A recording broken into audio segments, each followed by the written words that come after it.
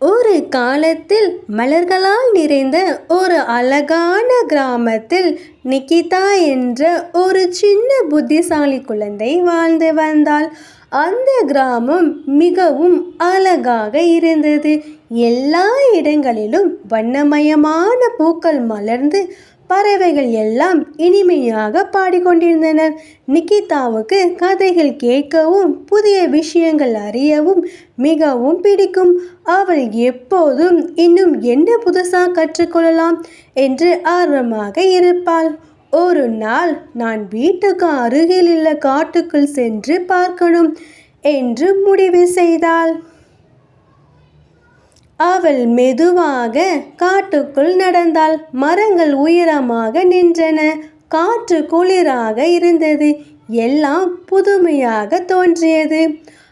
அப்போது திடீரென ஒரு சிறிய ஒளி மின்னியது. இது என்ன ஒளி என்று ஆச்சரியமாக பார்த்தாள்.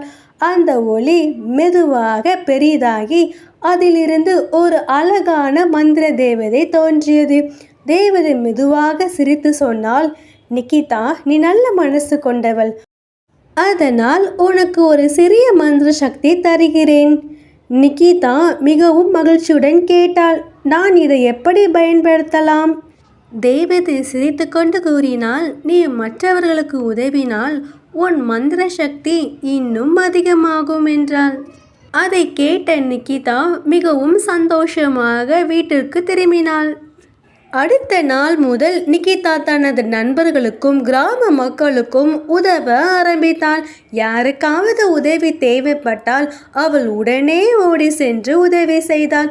அவள் உதவி செய்ய செய்ய ஒவ்வொரு நேரமும் அவளின் மந்திர சக்தி மெதுவாக அதிகரித்தது.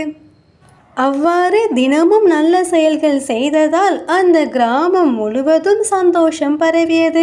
மக்கள் அனைவரும் சிரித்து மகிழ்ந்தார்கள். கிராமம் இன்னும் அழகாக மாறியது.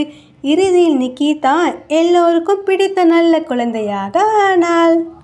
கதையின் நீதி, மற்றவர்களுக்கு உதவினால் நம்ம வாழ்க்கையும் சந்தோஷமாகும்.